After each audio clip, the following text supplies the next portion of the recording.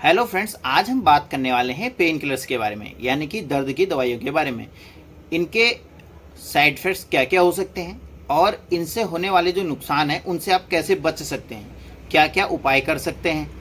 क्या सारे pain killers से किडनी लिवर डैमेज होते हैं या कुछ ऐसे भी पेन किलर्स हैं जिनको खाने से आपके किडनी लिवर सेफ रहेंगे। इनकी लिमिट डोज के बारे में भी आज हम बात करने वाले हैं और इनके ओवरडोज के बारे में भी हम आज बात करने वाले हैं। तो चलिए दोस्तों, वीडियो को स्टार्ट करते हैं। अब बात करते हैं कि पेन किलर्स काम कैसे करते हैं। मतलब आपने ध्यान दिया होगा कि एक ही गोली से अगर आपके सर में दर्द है तो वो भी ठीक हो जाता है, अगर कहीं आपका सर में दर्द नहीं है तो कमर में दर्द है तो उसी गोली से कमर दर्द भी ठीक हो जाता है, और कभी अगर कोई दर्द नहीं है सीधे पैरों का दर्द है तो उसी गोली से आपके पैर में भी दर्द ठीक हो जाता है। तो ऐसा कैसे होता है? तो जब टैबलेट हम खाते हैं तो एक ADME प्रोसेस के थ्रू ये हमारे ब्लड में जाता है। ज़्यादा डिटेल में बात नहीं करेंगे, शॉर्टकट समझाएंगे। तो ब्लड में क्या होता है, अलग अलग मेडिसिन का रिसेप्टर मौजूद होता है। रिसेप्टर यानी कि रिसीव करने वाला।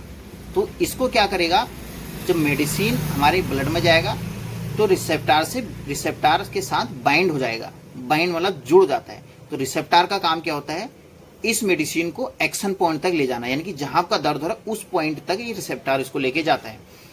अगर मेडिसिन रिसेप्टर के थ्रू एक्शन पॉइंट तक पहुंच जाता है तो ये वहां पे उसको छोड़ देता है, यानी कि रिलीज कर देता है।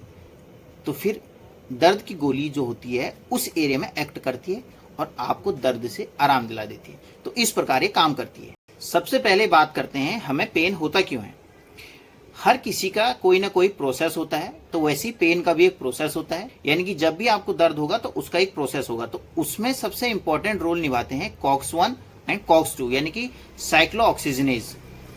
अब इसमें ये क्या होता है, COX-1 एंड COX-2 होते हैं। इनमें से एक हमारे लिए फायदेमंद होता है और एक हमारे लिए नुकसानदायक होता है। यानी कि COX-1 जो हमारे लिए फायदेमंद होता है, COX-2 हमारे लिए पेन बढ़ाता है, यानी कि पेन के लिए रिस्पॉन्सिबल COX-2 होता है, पेन एंड इन्फ्लामेशन के लिए।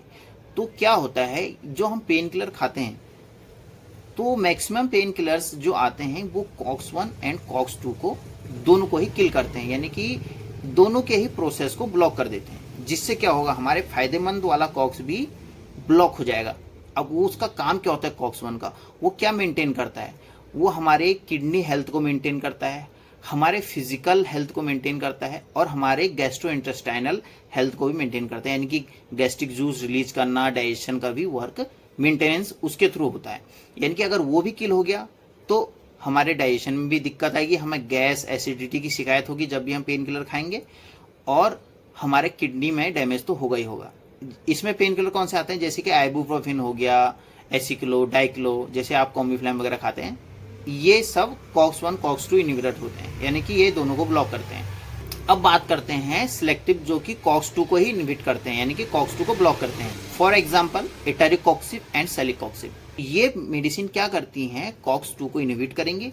अगर ये लिमिट डोज में ली जाए तो, अगर इसको भी आप ओवरडोज में लेते हो तो इससे क्या होगा, COX-2 फर्स्ट इनहिबिट करेंगे, उसके बाद COX-1 को भी ये नुकसान पहुंचा सकते हैं। इसलिए लिमिटेड डोज में इनसे आपके लिवर एंड किडनी में कोई इफेक्ट नहीं पड़ेगा।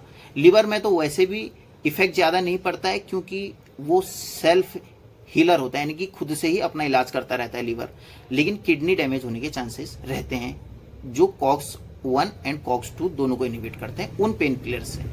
तो अब बात करते हैं कि पेन किलर्स के साइड इफेक्ट से आप कैसे बच सकते हैं। जब भी आप कोई भी पेन किलर खाएं, नंबर फर्स्ट आपने ध्यान रखना है कि ओवरडोज नहीं लेना है। ओवरडोज का मतलब जिसकी उसकी MG है, तो कई लोग क्या करते हैं, ज्यादा दर्द होने पे एक ही दिन में 3-3 4-4 गोलियां खा लेते हैं, वो आपने नहीं करना है।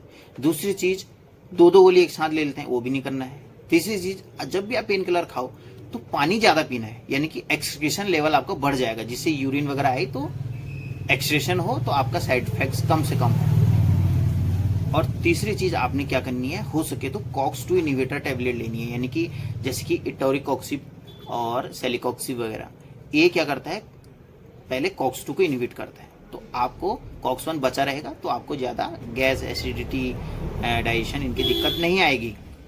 और अगर आपको ये नहीं मिलते हैं तो आप कभी कभी नॉर्मल पेन किलर जैसे कि एसिक्लो, पैरा, डाइक्लोफिनेक, आइबुप्रोफेन, इनको जितना कम लो उतना सही, यानी कि लिमिट डोज में इनको लेते हो और पानी ज़्यादा पीते हो तो ज़्यादा साइड इफ़ेक्ट नहीं होगा। लेकिन किडनी में इनका थोड़ा बहुत इफेक्ट पड़ता है, लिवर में उतना नहीं पड़ता क्योंकि लिवर खुद से ही अपने आप को ठीक करता रहता है। तो कैसा लगा दोस्तों आपको यह इन्फॉर्मेशन? अगर अच्छा लगा तो वीडियो को लाइक कीजिए और चैनल को भी सब्सक्राइब कीजिए, और ऐसे ही और जानकारी वाली वीडियो देखने के लिए बेल आइकन को ज़रूर दबाएं। Thank you.